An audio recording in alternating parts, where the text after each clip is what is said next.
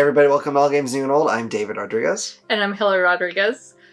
Today we're doing something a little bit different. We've decided with the campaign games, since they take so long to play, rather than trying to squeeze as much of the game in as possible and possibly delaying other review games, we're going to split campaign games up into two different reviews. So we're going to do an initial thought review today, and then later on we will do an actual final thoughts review where we give a final score. Yeah, absolutely. And a lot of the main content will still be in this video. We're still going to talk about their own components and theme, although I suppose theme could kind of maybe change a little bit down the road. But, we're just going to give you, how we think it is thus far. And then later on, once we've gotten far enough that we feel like we can be more final about giving an actual score, we'll do so. But anyway, the game that we were talking about today is Familiar Tales. This was published in 2022 from Plaid Hat Games and was designed by Jerry Hawthorne. I wanted to say Nathaniel. Who's Nathaniel? I don't know. Yep. One thing I do want to say is that this game was actually provided to us by Plaid Hat. I asked for it and they gave it to me, which was really, really nice. And it was kind of part of the thing that kind of spurred us to maybe start doing the campaign games in this way, because I don't want them to sit there and wait. Although they haven't complained to me one little bit. They've been very, very cool, very patient and all that. But I do want to make sure that we tell people about our thoughts on the game so far. So this game is a campaign game. They call it a story crafting game. And that, I believe, is because, as you go, the decisions you make are going to kind of affect things. Because in this game, you're basically playing as a wizard's familiars. So there is a fox, a frog, a fairy, and a golem. Yes, exactly. And we're not gonna do any kind of story spoilers here, but you basically get charged with taking care of this baby. And again, no spoilers here, but because it tells you pretty much right away. Throughout the campaign, she'll eventually, when it gets to the second era, will become a small child, and when it gets to the third era, will become, I believe, a teenager or maybe an adult. I'm not sure, but much more grown up. And how she grows and what she becomes will be affected by how you handle her during your adventures. And you are going on adventures because you have to get her to safety, because there are people out looking for her because she is a child of some importance. So as you go through, you're going to be going through this storybook. Each time you open it up, it'll have a map that you're going to play on, along with some rules about the villains or other things that you might come into contact with. Also, as you're playing, you'll be using an app. You need to have an app for this. It's technically a website, but it functions like an app. And it handles, it handles narration. Yeah, right? it does a lot of the narration, and then there will be things that you unlock going to certain places on the map, and that will be unlocked through the app as well. This isn't a game that you could, it will handle a lot of keeping track of scores and stuff for you, but there are some dials that you keep track of outside of the game, or outside the app, I should say. But it's you definitely have to use the app in order to play this game. Yeah, for sure. But that's kind of nice because it really helps. It helps save your progress as far as where you are. You can pick right up where you're left out, because every new location you go to has a code that you'll punch in when you go back into the game, and that just kind of helps everything. Other than that, every character has their own little deck box. So all your cards that you're using, you just put in there, and then any cards that get banished from the game have a special banished box, so you know not to incorporate them in the future games. It's actually it's a pretty good system. I don't know if they could do much to make it much simpler.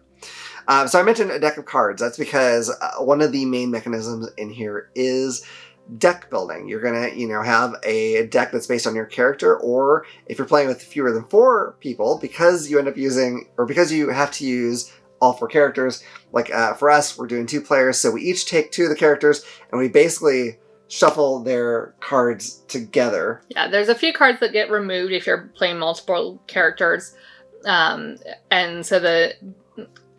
then when you're drawing your deck, you will draw from both characters from the same deck, which it works out okay, but there are some cards that are specific to characters. So for example, I'm playing as the fox and the fairy, so if it's the fox's turn, I might have a card in my hand that's actually really meant for the fairy there's still some stuff on that card that I can use, but there's a lot of what makes that card special I can only use if I'm the fairy.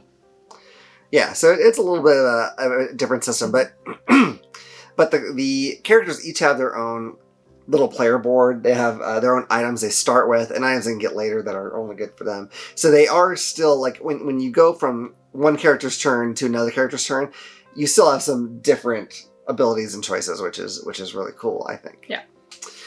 So anyway, you're going to go through each scenario. Like I said, the page is going to give you some special rules based on where you're at. And then at the end, you will be basically exiting that map or completing a certain goal, and that'll spur you on to move to the next part of the era that you're in. Some eras might have multiple ways you can go. You can decide to be, very stealthy and go this way, or less so and go that way. As just like one possible example, but there's a few ways just looking at the map where it branches off. So that's kind of nice because it gives you ways that you could probably play through again later, and maybe try different routes if you wanted to. So all the actions that you do are going to be based on the cards that you play.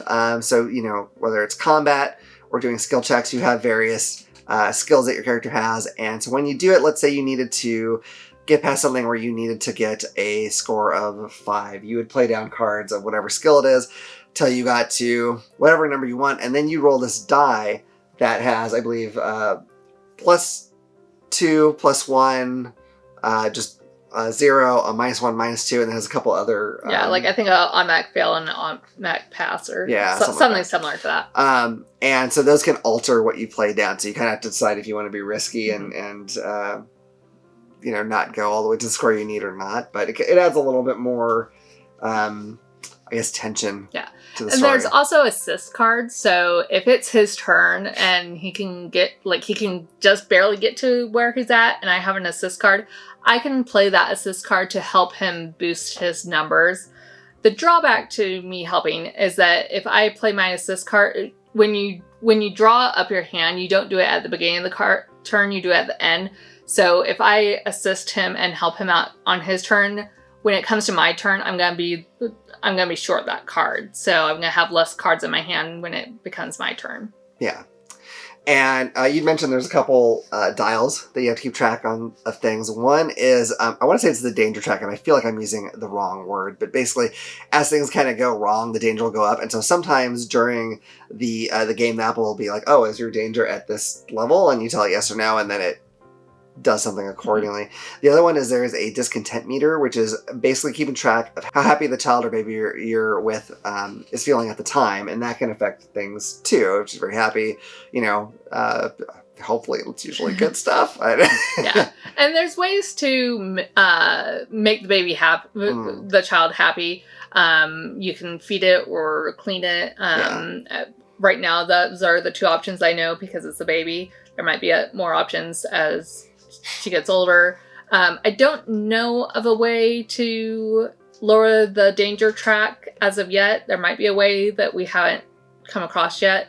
I do know that, kind of depending on how far up in the danger meter you go, it can make the next part of your journey harder. And same with the villains. You don't have to get rid of all the bad guys in order to leave the map, but if you leave some of them behind, it might make the next your next campaign or the next stop harder because they might come back. Yeah, absolutely. Another thing that you have in the game is there's places on the map where you can go and basically do a search or... Forage. Forage, thank you. Yes, I was trying to remember the word. And that's how you'll get various kinds of resources in the game, like food or gems or wood. I think there's several different ones. And those can be useful for a lot of things. It can help with the baby. You can actually combine those items and craft new ones. There'll be some cards out on the board that'll have items that you can craft if you have the right... resources. The right resources for it. So that's kind of a neat thing too, because it's another way to get your characters some items, which is pretty useful. So the other way that you get the cards from the marketplace is doing certain actions will give you energy, and you spend your energy to buy the cards from the marketplace. Yeah. And there will be some generic marketplace cards, but then there can also be market cards that are specific to the character. So only that character can get those cards. Mm-hmm. And when you go to different eras, different cards become available. I mentioned they don't want you like saving up to get the most powerful card in the game in the first era. So it's kind of smartly done where they're making sure that, you know, you have a limited section of cards for each era that you go into, which is, I think, a smart way to do it. For the art and components of this game, I really enjoy the art in this game. It's a very cute style, but it has some darker tones to it. If the character is supposed to be angry, you can tell that they're angry. It almost kind of reminds me of like in the original Snow White when she's running through the forest. And so like, there's a little bit of creepiness to it, but like it's still cute animals though. For the components, I think the components are all really well. I really like the booklet that the maps are on. I really like the maps and how much thought they put into the maps. Each section is kind of divided by dotted lines. There might be a solid white line though, and that means that most of the characters will take 2 movements to get past that, but like the fairy can fly, so she still only takes 1 movement. There's a river where the fox and the golem can't really go through the river, but the fairy and the frog can. And so like there's stuff like that they put, I think they put a lot of good thought into the maps. All the tokens are nice. I really like the token holder, the marketplace. It looks like a old fantasy marketplace with different stalls for the different resources that you can collect. Yeah. The whole stall thing too. I think that might be just limited edition, so I don't know how long that's going to be available for, but it looks really nice and it's cool and it fits in the box and holds things in well, because you can just put certain things on top of it that keeps everything in, which is amazing. But if you don't have it, it's not the end of the world. It'd just be like any other game where you have a lot of resources where you can stack them up or put them in little bowls or whatever your system is. It'll work fine. But that is a cool little the rack or whatever you want to call it as they have. I really like that. And then I really like the models. I think they're nice and detailed. There's a lot of models. Yeah, it's a ton. I'm impressed. The thing that I actually like a lot is like with the bad guys, there will be 3 or 4 of the same bad guy, but to help you figure out which one to keep track of them, they do different shaped bases. So there'll be like a circle base, a square base, so that you can kind of keep track of which bad guy you've been attacking or if one of them has more health than the others. I'm actually really impressed with the app and the voice acting. They actually did actual voice actors. They did multiple voice actors, so each character has a different voice.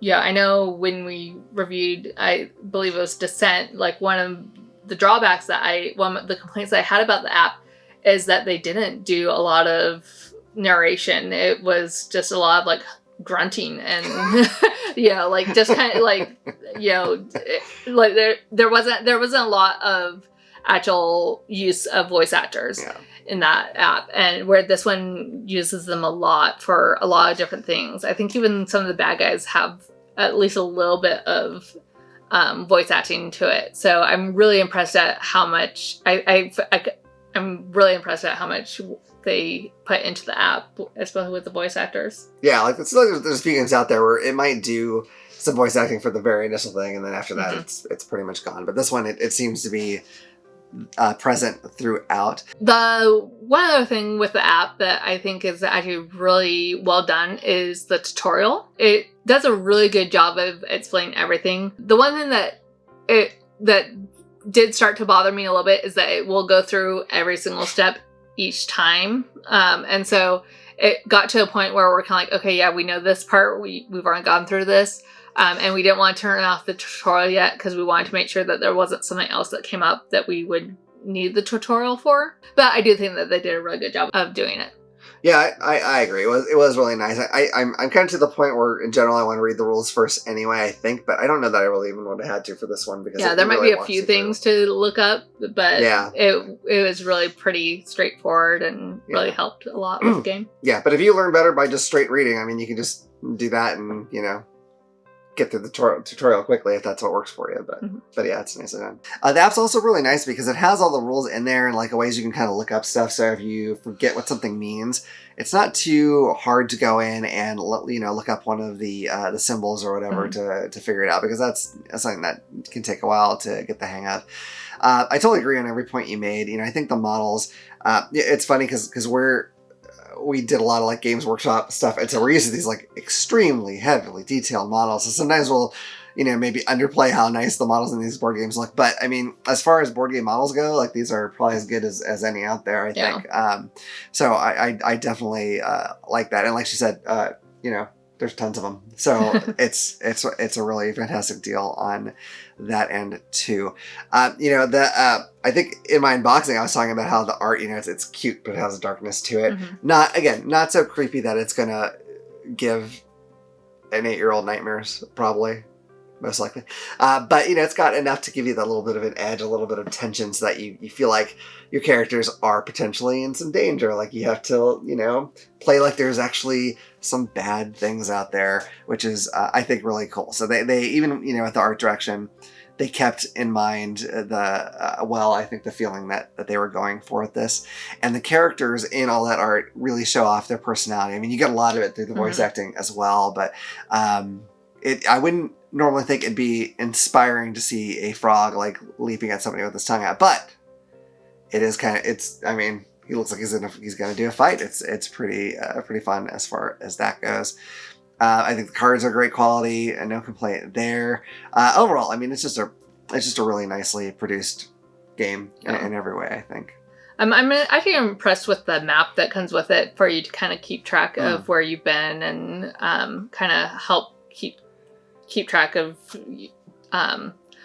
certain like things that you've unlocked as well. Like that will keep track of some of that stuff, but there's a nice map journal that you can keep track of, and it kind of helps see if you've gone off one path when you could have gone off another path and stuff like that. Yeah, it gives the feeling there's this like really fully realized world out there, and you're not going to get to see it all probably, but you can always play again. So that's good. Okay, so for theme, you may have guessed by things we've said. This game is dripping with theme. It's all over the place. The whole point is that it is a story that changes and grows as you go through it.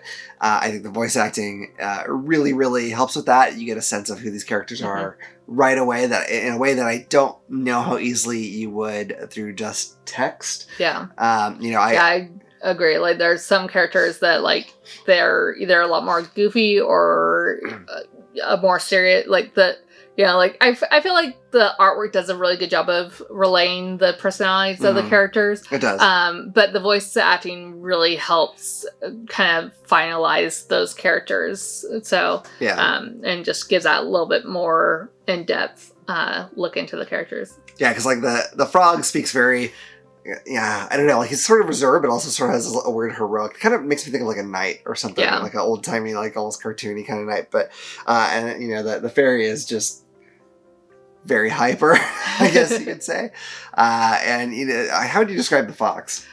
Very stoic. Like it kind of no nonsense. Like we need to get this done. This is how we're going to do it. And then like the golem, like a golem I normally think of as kind of slow and cumbersome and just kind of slow and maybe a little dumb-witted or something. But like the golem has a little bird that kind of talks for it, and so that kind of changes it a little bit. It's still slow moving because it's a big rock monster, but but there's more personality to the golem because it has the bird. So. Yeah, absolutely.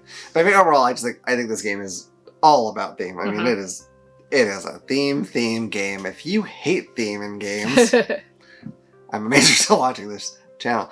But if you do, this is the opposite of the game for you. But if you like theme and you like story, fantastic. So I mean, it's all over the place here. I think it's pretty obvious that theme's going to be a big part of this when it's called a story crafting game. Yeah, so should be a good hint.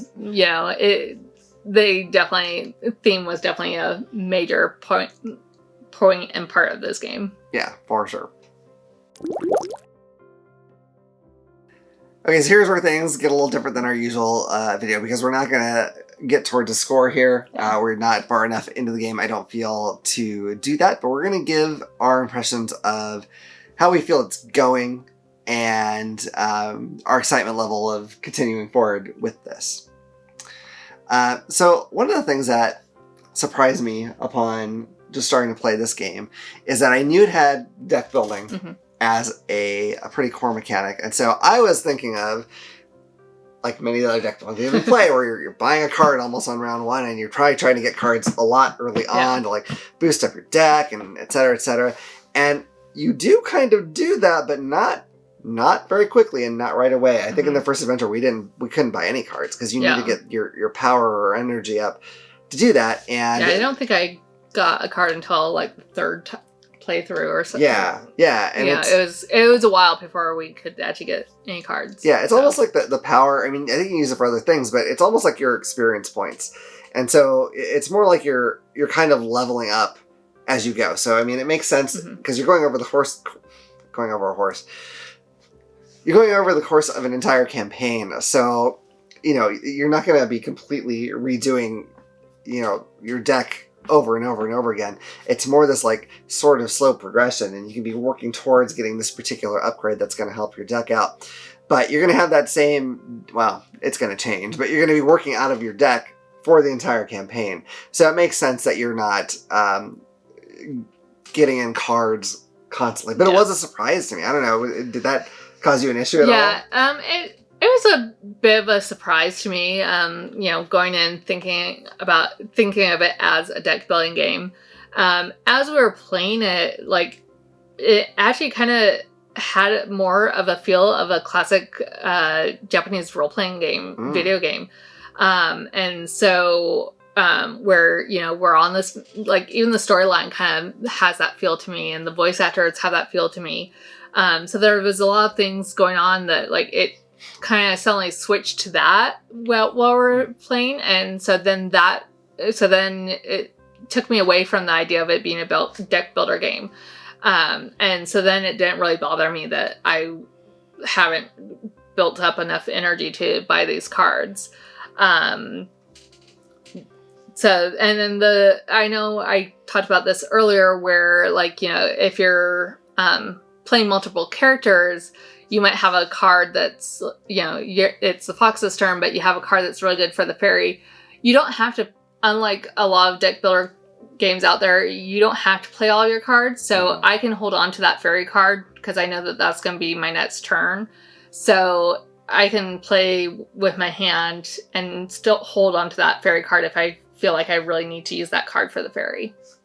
Yeah, it's not too bad a system as far as that goes at all. I hadn't thought about it as being like a JRPG. I may have to like look at it through that lens next time we play and see if that works for me. It makes sense though, but without as much grinding. I don't know. Yeah. I used to always like grind like crazy in those games so I can like one hit the next boss and came across it. You're not gonna be doing that. There's like kind of a lot. There's some side quests. And, yeah, there are side quests that you can do. So and there's like kind of leveling up, and like the child kind of reminds me of some stuff that would happen in so like there's I feel like there's a lot of similarities to it. Yeah, dang, I'm gonna have to think about it next time we play and look at it that way. But yeah, so that, it did catch me off guard a little bit, but I didn't acclimate to it the same way you did, but I just kind of thought, okay, well, this has to be spread out over the whole campaign. You can't be buying like 10 cards in your first 5 turns. It's not reasonable to keep the game going like that, because you are, you're storing your deck away between plays, and that's just going to keep growing and changing as you go, which I like, but you have to almost look at it more long term than most other games, where the deck building, it's there, but it's not a deck building game really. It's a campaign game. Deck building is one of the mechanics, and that's what it is. I'm really enjoying where the story feels like it's going. I mean, I don't know what's going to happen, but I mean, I like that. I know that this child is going to grow older and is going to change accordingly, and that makes everything feel so important. Like, I got to get this kid to be happy. What do we do? I don't know. We can't throw it in the river, that's for sure.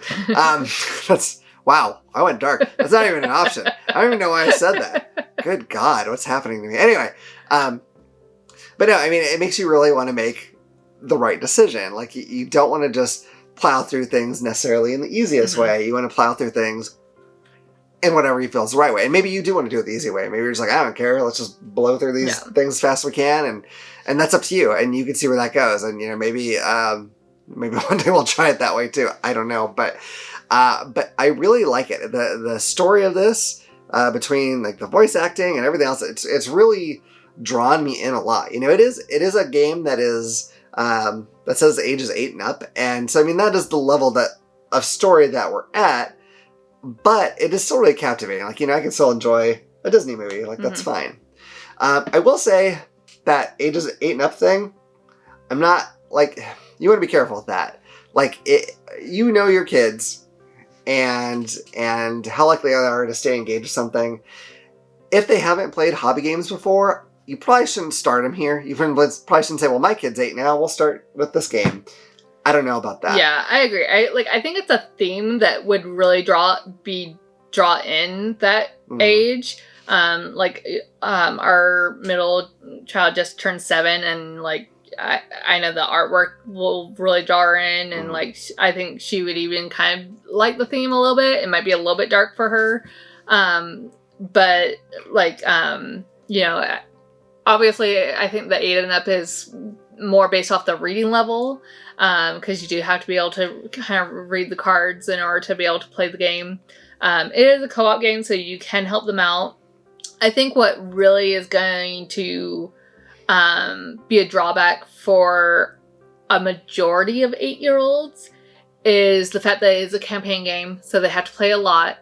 And then each campaign that you play, each time you play it, it can take a while. So like I don't know exactly what the timeline it is that they recommend or what they suggest the time frame is, but I think for us, each time we played it, it was about a 2 almost 3 hour game, and so like that's a long time. That can be a long time for an 8-year-old to sit and play a game. So. Yeah.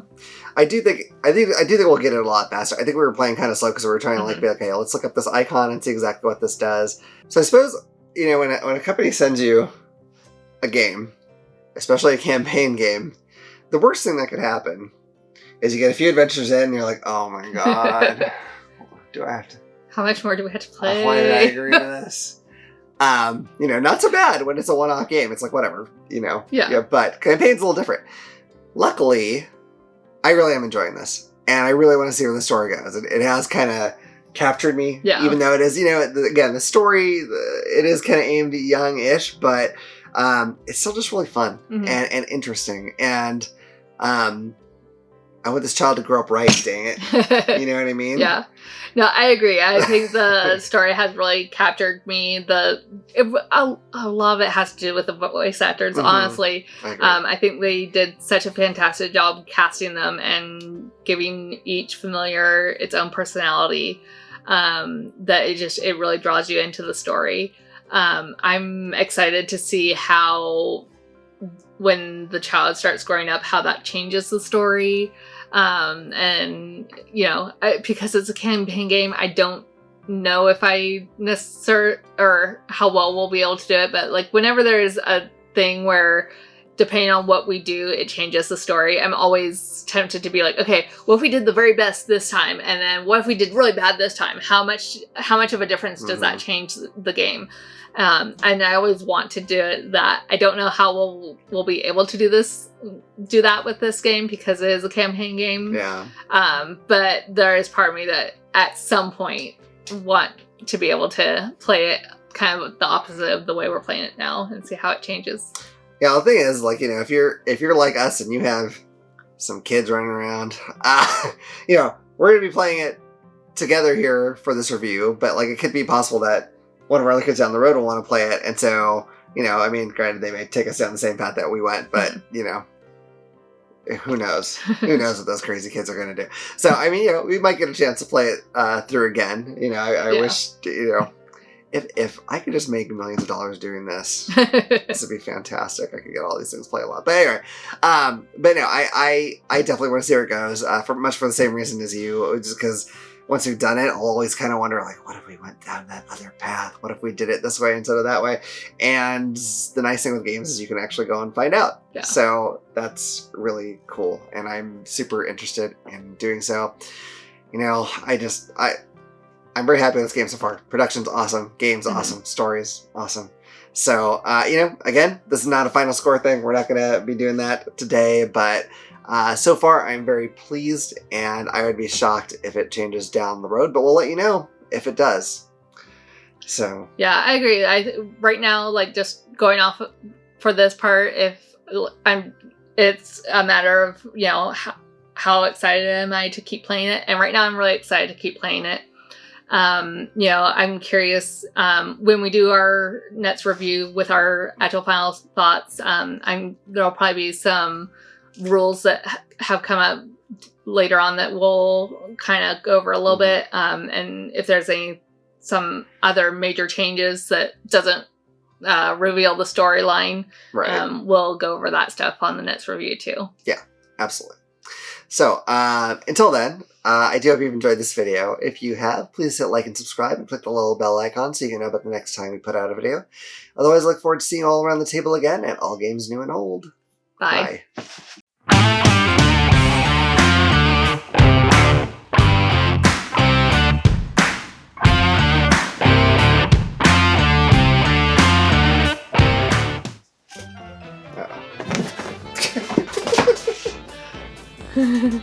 Oh, my butt! I'm hot and sweaty. Hot, sweaty content creators want to talk to you now. Call one.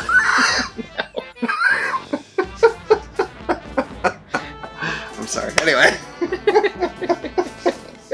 I am hot and sweaty, though. I'll talk to you. What are we talking about? Let's talk about this game. I wish we had our merch because I'd be like, what are you wearing? You know what you should be wearing? That'd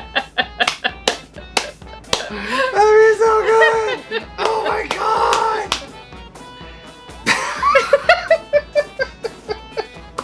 Woo! It's going great. It's going great. How do you... okay. If you enjoyed that video, you might also like this one. Or this one. If you like any of our videos, what you should do is click this little button to subscribe so you'll know about the next time we put out a video. We'll see you around the table. Bye. Bye.